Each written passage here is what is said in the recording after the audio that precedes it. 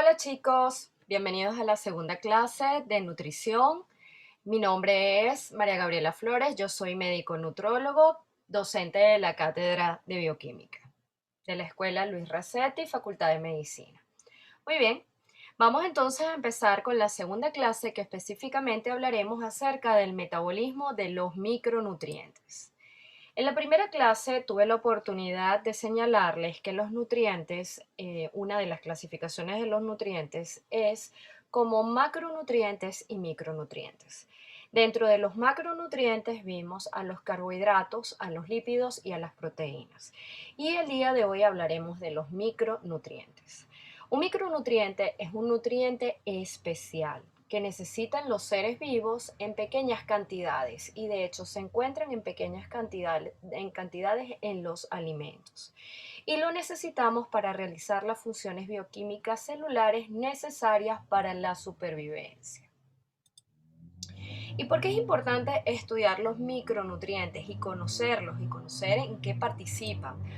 Pues porque ellos se han relacionado con efectos regeneradores, como por ejemplo la vitamina E y la vitamina C. Están relacionados también con el deterioro en la capacidad cognitiva, en la protección de la mácula lútea, en la capacidad auditiva, en la motilidad, en la disminución de la tasa de infecciones, pero también en algunos procesos fisiológicos como son el embarazo. Entonces, debemos de conocerlos porque conllevan a diferentes estados fisiopatológicos o fisiológicos que debemos de conocer. Por ejemplo, el ácido fólico trae la deficiencia, conlleva a malformaciones en el tubo neural. Más adelante lo vamos a ver. También, por ejemplo, la vitamina A se ha asociado con malformaciones, el hierro con anemia, bajo peso al nacer, el zinc también con alteraciones en el peso del nacimiento y etcétera. Vamos a ir progresivamente pues viendo, conociendo los micronutrientes y en qué reacciones o en qué procesos participan. También desde el punto de vista patológico, tenemos la deficiencia de ciertos minerales y vitaminas en la aparición de ciertas patologías, como puede ser en el bocio multinodular, en la osteoporosis, en los pacientes que se encuentran en terapia, pacientes críticos, pues tenemos que suplementar a estos pacientes porque generalmente se asocian con largos periodos de ciertas nutriciones especiales que deben de ser suplementadas para evitar complicaciones. Y en algunos estados fisiopatológicos como son en la insuficiencia renal y en su tratamiento como es por ejemplo la hemodiálisis. Algo característico de los micronutrientes es que la ingesta inadecuada no produce síntomas inmediatos, ni síntomas ni signos agudos, sino generalmente son crónicos y cuando ya se presenta la deficiencia como tal, la enfermedad es inminente y el tratamiento debe ser igualmente inminente porque muchas veces conlleva a la muerte del paciente. Veamos un poco el progreso de la deficiencia. Nosotros en condiciones normales tenemos ciertos reservorios de micronutrientes, eso es lo que llamamos una concentración tisular óptima. Una vez que empieza la ingesta inadecuada por diversas causas, ya sean por disminución de la ingesta, por ingreso per cápita o por alguna patología, pues empieza a haber una disminución inicial. Esta depresión inicial puede conllevar alteraciones en ciertos mecanismos que todavía son silentes. ¿Por qué? Porque el organismo tiene también otras vías compensatorias para tratar de minimizar esta depresión, como por ejemplo hay un aumento en la absorción intestinal del micronutriente que se está viendo afectado o una disminución en la excreción renal.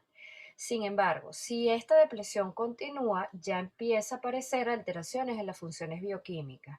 Por ejemplo, disminución en la actividad enzimática intracelular, en la disminución en la actividad antioxidante e incluso en lo que es la expresión y en la regulación génica. Si se sigue con la depresión sin poder sí dar suplementación, pues empiezan los efectos funcionales inespecíficos, por ejemplo, a corto plazo, alteraciones cognitivas, astenia, alteraciones inmunológicas, o a largo plazo, como por ejemplo puede haber daño de los radicales libres en el ADN o en las membranas celulares y aparición, por ejemplo, de metaplasia epitelial. Si la depresión continúa y es inminente, pues aparece la enfermedad clínica. A eso se le llama síndrome carencial específico para cada nutriente. Y como es específico, tienen síntomas y signos específicos, que a la larga pues produce la muerte del paciente. Algunas causas de deficiencia de micronutrientes. Primero, alteraciones en la ingesta. Alteraciones en la ingesta por alguna patología o incluso por el ingreso, por lo que viene asociada a la seguridad alimentaria. Lo otro son alteraciones de la digestión y en la absorción, como por ejemplo por enfermedades digestivas o en la resección quirúrgica del intestino, por formación de complejos con componentes en la dieta, como por ejemplo ocurre con los fitatos y el zinc, o por interacciones entre metales. Grandes cantidades de calcio disminuyen la absorción del zinc y grandes cantidades de zinc disminuyen la absorción de cobre. También puede ser por pérdidas extraordinarias, por orina, por drenaje o por fístulas y en algunas ocasiones haber una demanda metabólica exagerada que no sea cubierta por la ingesta, como por ejemplo en situaciones de hipercatabolismo que se ven en pacientes politraumatizados, en pacientes con sepsis, con quemaduras de tercer grado o procesos de rápida proliferación como es en el caso del embarazo. Ahora, cuando nosotros veamos un paciente, hay ciertos signos y síntomas que nos pueden orientar un poco acerca de la sospecha clínica de que hay una disminución, empieza a haber una depresión de algún micronutriente específico. El mecanismo de déficit, como ya lo expliqué, pues puede ser por ingesta e incluso por algunos fármacos, alteraciones en la absorción, hay pérdidas aumentadas o el aumento de requerimientos. Entonces, dependiendo de el mecanismo, hay una sospecha en la anamnesis que nos orienta acerca del tipo de la carencia específica que está presentando nuestro paciente.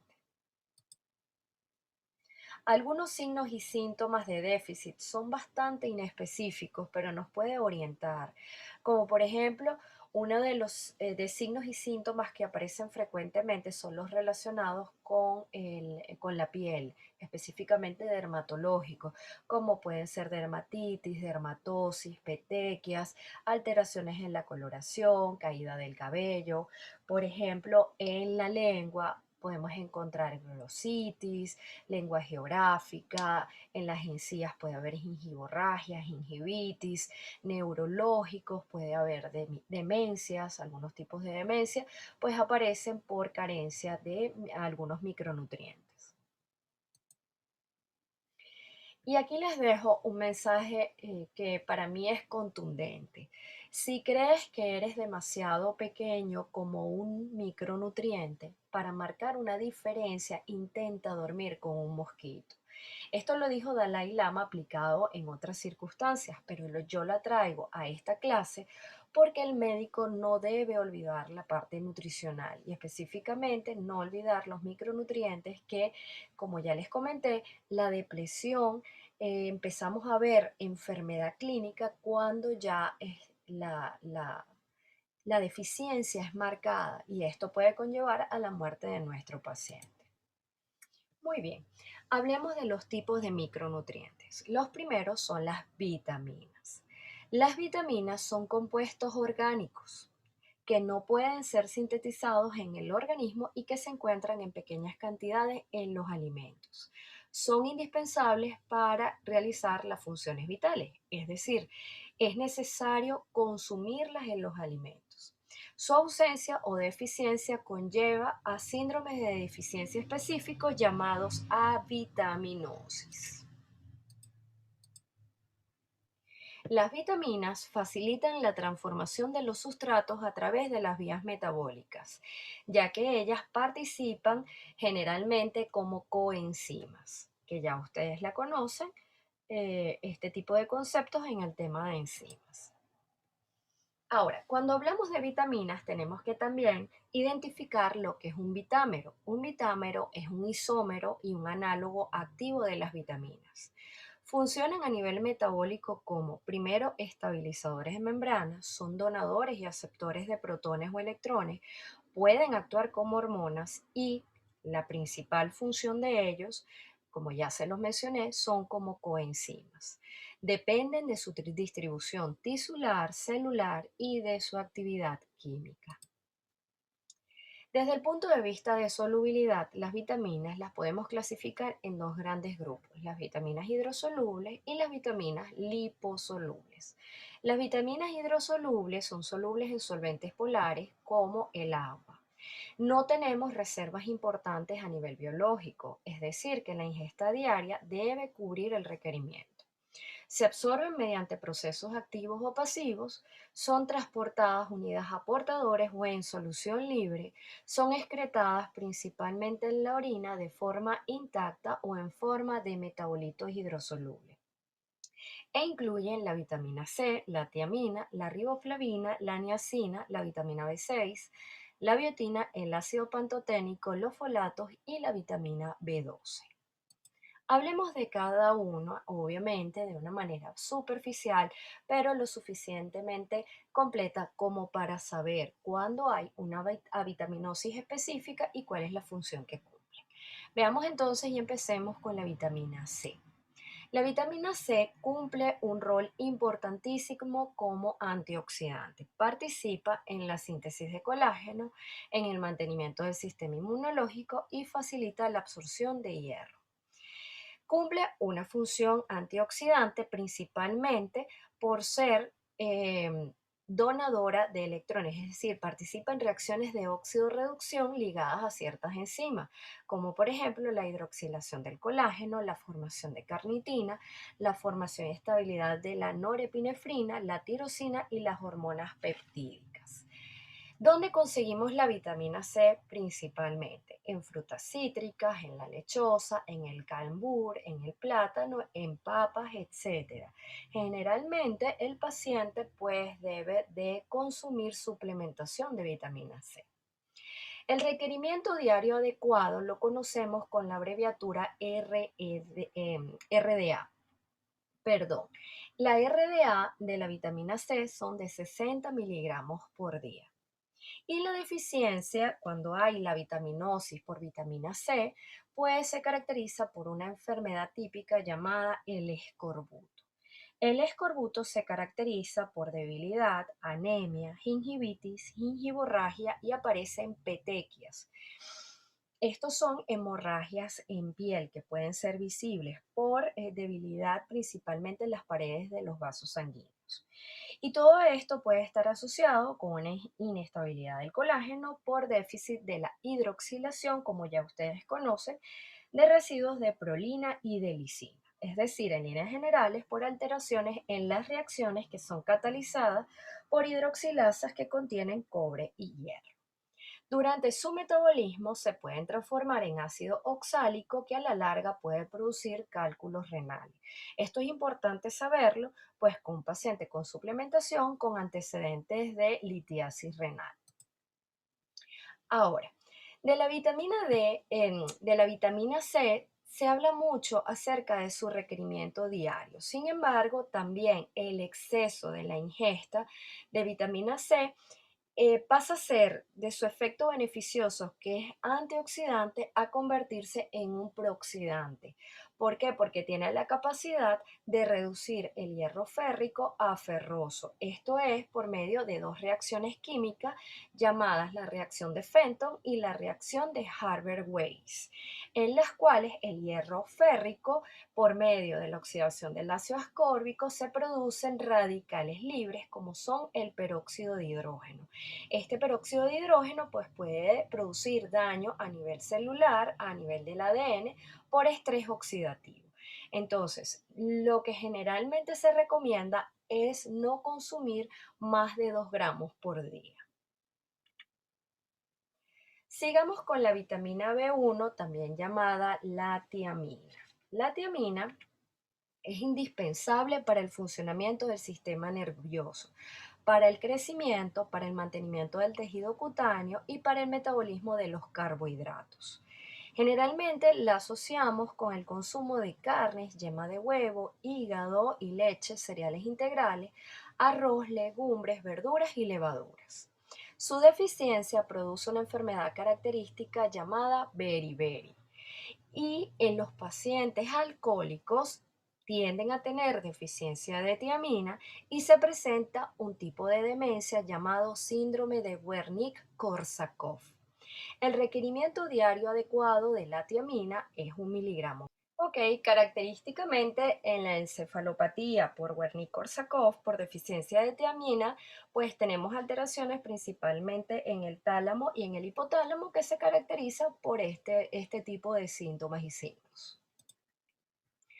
Muy bien, ahora cuando hablamos de tiamina, tenemos que hablar de las formas activas. A nivel del organismo, su forma activa es principalmente fosforilada en forma de tiamina pirofosfato, la cual la vamos a abreviar como TPP, como tiamina trifosfato, TTP, o como tiamina monofosfato, que es TMP. Pero también no solamente cumple funciones a nivel del sistema nervioso central, sino también como funciones metabólicas. Primero, actúa como, bueno, veamos primero sus funciones no coenzimáticas. Actúa en la producción del impulso nervioso, pero como les dije, también es indispensable para algunas reacciones metabólicas, principalmente relacionadas como coenzima de la piruvato deshidrogenasa y del alfa-cetoglutarato deshidrogenasa, dos enzimas que ustedes conocen, pues, asociadas al ciclo de Krebs. Lo que sí se sabe es que cuando hay una deficiencia de tiamina pirofosfato, pues hay un aumento de piruvato y un aumento de alfa-cetoglutarato, precisamente por compromiso en la función de estas dos deshidrogenasas. Hablemos de la vitamina B2, también llamada riboflavina. La riboflavina, pues sus fuentes principales son las carnes, la leche, los cereales, las levaduras y los vegetales verdes. Su déficit produce trastornos oculares, bucales, cutáneos, cicatrización lenta y fatiga. Su requerimiento diario adecuado es de 1,1 miligramos por día. La riboflavina lleva a cabo sus funciones en el organismo en forma de dos coenzimas, también conocidas por ustedes. La riboflavina se va a convertir precisamente a estas coenzimas por fosforilación catalizadas por quinasas. La riboflavina fosfato va a generar la flavina mononucleótido, la también llamada FMN, y la flavina adenina dinucleótido, que ustedes la conocen como FAT. Y veamos que son por fosforilaciones consecutivas. Riboflavina, utilizando grupos fosfatos donados por ATP, se produce el FMN y el FMN también es nuevamente fosforilado para generar el FAT. Y el FAT es el grupo prostético de las llamadas flavoproteínas. El FAT se asocia con la transferencia secuencial de un electrón o bien simultáneamente de dos electrones, es decir, participa en reacciones redox y la vamos a ver asociada en algunas reacciones químicas como por ejemplo las lanzaderas formando parte de complejos enzimáticos y a nivel metabólico en la beta oxidación. El FAT puede ser parcialmente reducido y generar, un radical estable, que es el FADH, también llamada semiquinona, o bien completamente reducida, como es el FADH2, llamada hidroquinona. Y esto tampoco es extraño para ustedes si han estudiado la cadena de transporte de electrones. Hablemos de la vitamina B3, la niacina. La niacina, sus fuentes principales son en carnes, hígado y riñón, lácteos, huevos, en cereales integrales, levaduras y legumbres, prácticamente casi en todos los alimentos. Su requerimiento diario adecuado es de 14 equivalentes miligramos por día. El nombre genérico que engloba a la nicotinamida y el ácido nicotínico son realmente los precursores. La niacina puede venir del ácido nicotínico o de o de transformaciones consecutivas del triptófano que va a generar la niacina. Es decir, tenemos esas dos vías por las cuales se puede generar niacina. A su vez, la niacina prácticamente es activa en forma de dinucleótidos, ya sea dinucleótido de nicotinamida y adenina, que es el NAD, o fosforilado, formando fosfato de dinucleótido de nicotinamina y adenina, que es el NADP. Estas coenzimas funcionan como oxidantes al aceptar electrones e hidrógenos provenientes de ciertos sustratos y así quedan reducidos. A su vez, los nucleótidos reducidos se reoxidan mediante las flavoproteínas. Ustedes también lo conocen, el NAD, que lo han visto en el ciclo de Krebs. Lo que sí es importante es que el NADH y el NADPH facilitan el transporte de hidrógenos estereoespecíficos mediante la transferencia de dos electrones usando el ion hidruro como portador. Aquí podemos ver cómo el catabolismo y el anabolismo también se integran mediante la formación de coenzimas, entre coenzimas oxidadas y coenzimas reducidas. A nivel catabólico, pues se generan este tipo de coenzimas reducidas que luego se van a utilizar en el anabolismo o en la biosíntesis. Por eso es que lo encontramos ligados al metabolismo de hidratos de carbono, de proteínas, de lípidos y en la fosforilación oxidativa. Cuando hay déficit, pues, de la niacina, vamos a encontrar dos grandes patologías que son prácticamente características. La primera es el síndrome de las 3D. Realmente la llamamos a veces de las 4D, que son demencia, diarrea, dermatitis y defunción. Se caracteriza básicamente porque es una patología progresiva con dermatitis característica, generalmente en las áreas expuestas al sol, diarreas que son poco controlables y demencia. Y hay también una segunda patología dermatológica característica que es la pelagra. La pelagra, a su vez, presenta dermatosis que puede ser bilateral, como les dije, en las zonas fotoexpuestas, que pues, generalmente son cuello, mano, en la cara, en el dorso de los pies o en áreas de fricción. Fíjense en este caballero en donde tiene una patología, una dermatosis característica en cuello que se llama collar de Casar. Es casi característica del déficit de la niacina, el collar de Casar. Hablemos de la vitamina B6, también llamada piridoxina. La vitamina B6 la vamos a encontrar como piridoxina, piridoxal o piridoxamina, pero la principal forma activa a nivel bioquímico es en forma de piridoxal fosfato y la fosforilación ocurre a nivel del hígado. Sus fuentes son en la yema de huevo, en la carne, en el hígado, riñón, pescado, en la leche, granos integrales, levaduras y frutos secos.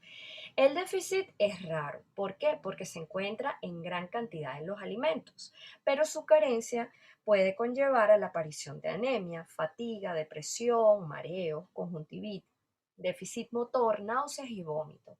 El requerimiento diario adecuado es de 1,2 miligramos por día y cumple una función importantísima en el metabolismo de proteínas, de carbohidratos, de lípidos, de ácidos nucleicos, en la formación de glóbulos rojos y en la actividad de las hormonas esteroideas. Ustedes la van a ver típicamente ligada a las reacciones de transaminación. En las reacciones de transaminación lo que ocurre realmente es la transferencia de un grupo amino, de un aminoácido, a lo que llamaremos un cetoácido.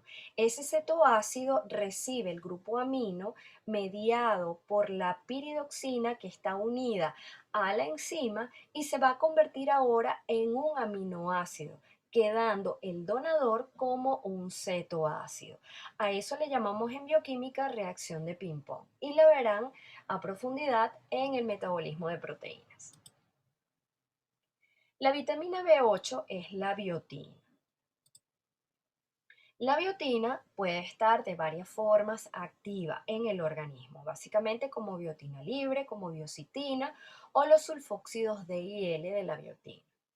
Actúa como un cofactor para la carboxilación enzimática de cuatro sustratos importantes a nivel bioquímico, que son del piruvato, del acetil-CoA, del propionil-CoA y del beta-metilcrotonil-CoA. Es decir, lo vamos a asociar al metabolismo de carbohidratos y lípidos.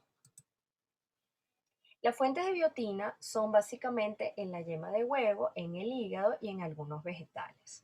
En la deficiencia es bastante rara, a pesar que hay varias patologías que cursan incluso con alopecia que se debe a un déficit de biotina. La enfermedad característica por deficiencia de esta vitamina es lo que llamamos la enfermedad de la clara de huevo. El requerimiento diario adecuado es de 25 microgramos por día. Y fíjense, aquí tenemos un típico paciente pediátrico con enfermedad de la clara de huevo, en donde vemos una dermatitis con sangrado activo, piel enrojecida, hay placas de descamación e incluso alopecia. Si suplementamos a este paciente nutricionalmente con la yema del huevo o incluso con suplementación con biotina, pues drásticamente el paciente mejora. Hablemos ahora de la vitamina B9 o vitamina BC. C como casa. A ella se le llama el ácido fólico. El ácido fólico está formado por una pteridina que está unida por un puente metileno a un ácido aminobenzoico. Y esto es lo que llamamos el ácido teroico. El ácido teroico, por un enlace de tipo amida, está unido al ácido glutámico, formando así el ácido fólico. El ácido fólico cumple numerosas funciones importantísimas en la formación de eritrocitos y de leucocitos. Sirve como portador de un carbono para la formación del grupo hemo y obviamente todas las funciones que vienen ligadas al grupo hemo. Y participa en la síntesis de ácidos nucleicos, a su vez la síntesis de purinas y de pirimidinas. Por otra parte, una disminución en el consumo de ácido fólico está relacionado con un aumento de homocisteína, que nos habla un poco de riesgo de enfermedad cardiovascular, ya que ha estado asociada con procesos inflamatorios y daño del endotelio vascular. ¿En dónde conseguimos el ácido fólico? En vegetales, vísceras, cereales enriquecidos, etcétera. La deficiencia va a producir un tipo de anemia característico llamado anemia megaloblástica, en donde tenemos el glóbulo rojo un poco más grande de lo normal. Y la suplementación con ácido fólico es indispensable en las mujeres que están planificando embarazo incluso hasta 3 meses antes de la concepción y durante todo el embarazo, ya que la deficiencia se asocia con alteraciones o malformaciones en el tubo neural y en la aparición de ciertas patologías como la espina bífida, es decir, que interviene en el desarrollo del feto y hay que garantizar el aporte. La vitamina B12 es también llamada cobalamina. Yo les traje aquí un paciente. Es un paciente masculino de 55 años de edad que muestra en la cara dorsal de la lengua signos de anemia perniciosa, que es una anemia también megaloblástica. La mucosa se ve atrófica, roja, brillante, se le ven surcos superficiales que dan el aspecto como que la lengua tuviese lóbulos. Hay la sensación de dolor, sobre todo con la ingesta de alimentos, que muchas veces se confunde con un síndrome llamado síndrome de boca ardiente. El paciente además refería otros síntomas generales como por ejemplo fatiga, dolor de cabeza, palpitaciones y parestesias en miembro superior. Generalmente esos síntomas se asocian con la vitaminosis por vitamina B12, es decir, la deficiencia de vitamina B12. ¿En dónde conseguimos la vitamina B12? En carnes, hígado, riñón, leche y huevo. Su función es, bueno, está implicada en numerosos procesos bioquímicos, como por ejemplo actúa como coenzima de varias enzimas, actúa en el metabolismo celular, protege de daños precancerosos, en la fabricación de la vaina de mielina, en el transporte y almacenamiento de folatos en la célula. Y su deficiencia pues, como les dije, produce anemia megaloblástica característica llamada anemia perniciosa, pero también genera un síndrome demencial, que es una demencia crónica irreversible. La anemia perniciosa generalmente se asocia en pacientes que tienen ciertas alteraciones en el tubo digestivo, en las cuales se ve sacrificado un factor que llamaremos factor intrínseco indispensable para su absorción. Muy bien, ya hemos terminado con las vitaminas hidrosolubles. Ahora hablemos de de las vitaminas liposolubles. Como su nombre lo indica, pues ya no son solubles en agua, sino ellas derivan del isopreno. El isopreno es una estructura química que está formada por 5 carbonos, que es la base estructural de los lípidos insaponificables. Recordemos, en la primera clase les hablé un poco acerca de los lípidos saponificables, que son aquellos que tienen ácidos grasos en su estructura. Estos no lo tienen y generalmente están asociados con el ciclopentano perhidrofenandreno. Son solubles en solventes no polares, poco alterables y el organismo puede almacenarla fácilmente en donde, en el tejido adiposo y en el hígado. Su absorción intestinal depende de la dispersión micelar en la luz intestinal y se relaciona exactamente igual como en la absorción de grasas que luego la verán en el tema de digestión y de absorción. En este grupo entran las vitaminas A, D, K y la vitamina E. Veamos la vitamina A.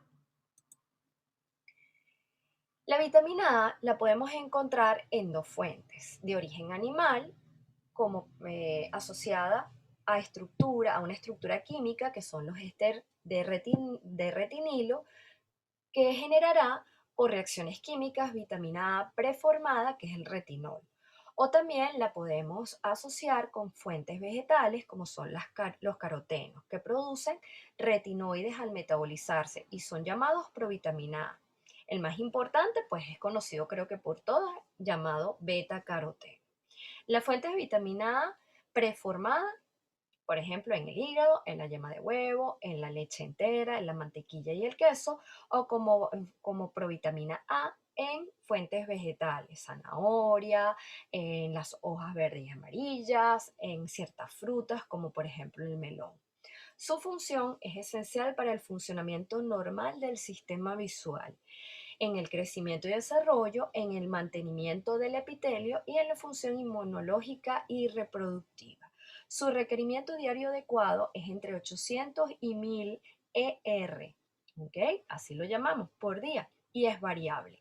La deficiencia generalmente se asocia con ceguera nocturna o seroftalmia, alteraciones óseas, retardo del crecimiento y queratinización.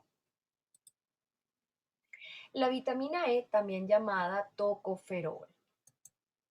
La vitamina E la vamos a encontrar en los aceites vegetales, principalmente en la yema de huevo, en el hígado, en algunos alimentos integrales, en vegetales de hojas verdes, en el maní, en el coco y en cereales integrales.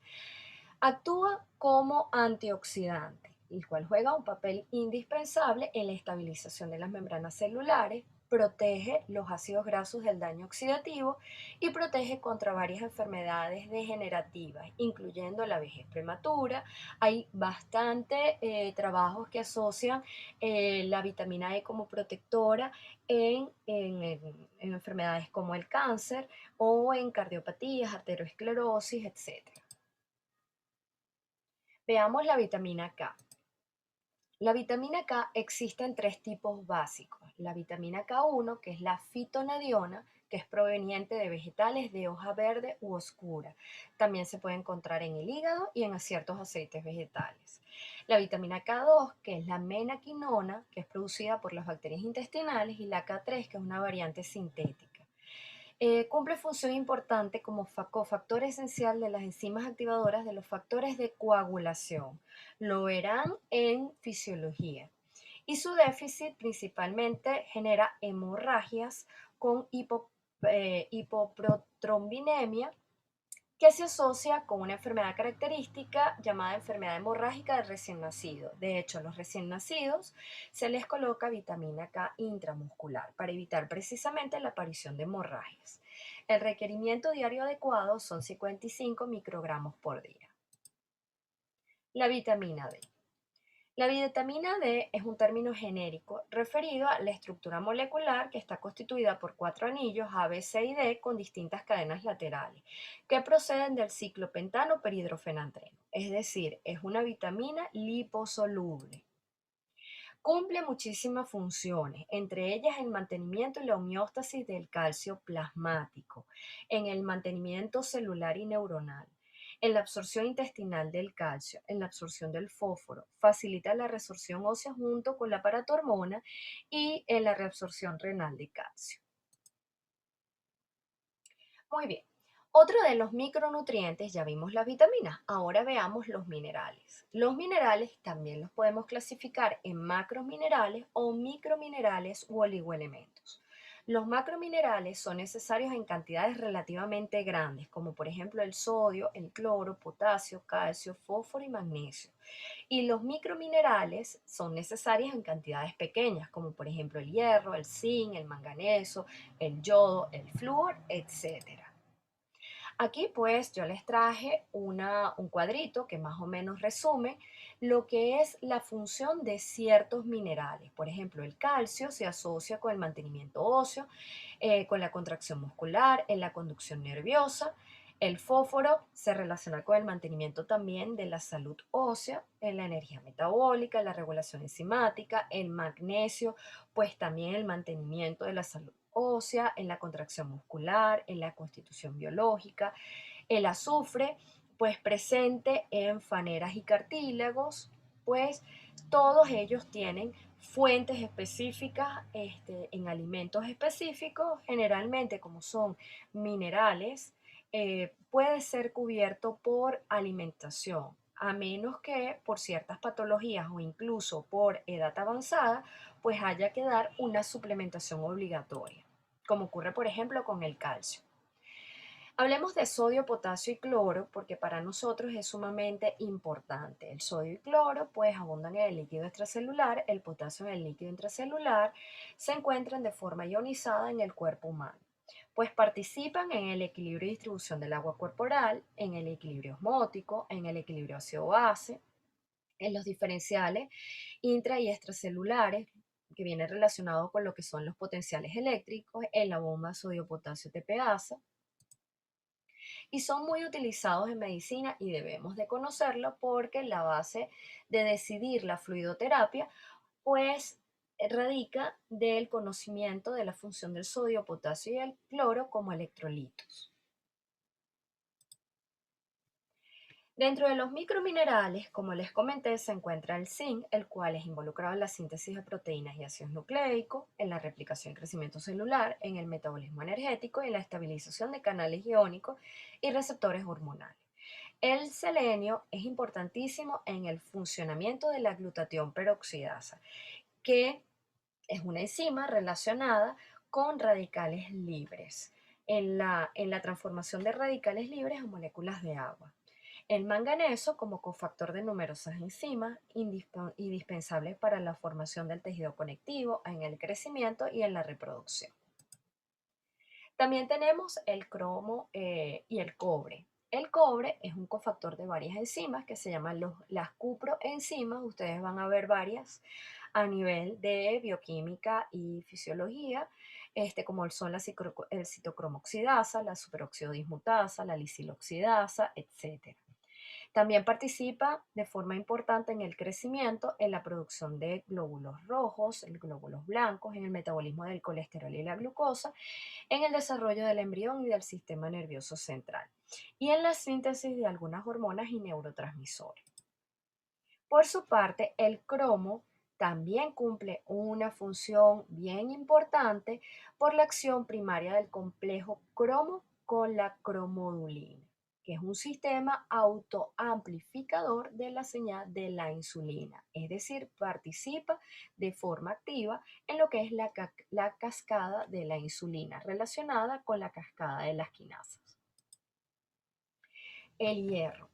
El hierro también cumple numerosas funciones como cofactor de varias enzimas, como constituyente activo de la hemoglobina, mioglobina y de los citocromos. Ya ustedes conocen la función principalmente del hierro asociada a estas estructuras. Es indispensable para el funcionamiento del sistema inmunológico y del sistema nervioso. La deficiencia del hierro es la más frecuente a nivel mundial y genera característicamente un tipo de anemia llamada anemia ferropénica. El yodo también es un micronutriente importantísimo que debemos de conocer su metabolismo porque es necesario para la síntesis de las hormonas tiroideas. Se ha relacionado con crecimiento y desarrollo como termorreguladoras, pues en la función termorreguladora por estar asociada precisamente a la síntesis de este tipo de hormonas. También hay estimulación en la síntesis y degradación de proteínas, de lípidos y de carbohidratos. Se dice que cerca del 80% del yodo se encuentra en la glándula tiroidea. Y en caso de la deficiencia, pues la glándula tiroidea intenta captar más yodo para la síntesis de hormonas y por ello aumenta de tamaño, generando ciertas patologías como es el bocio, el cretinismo o el hipotiroidismo.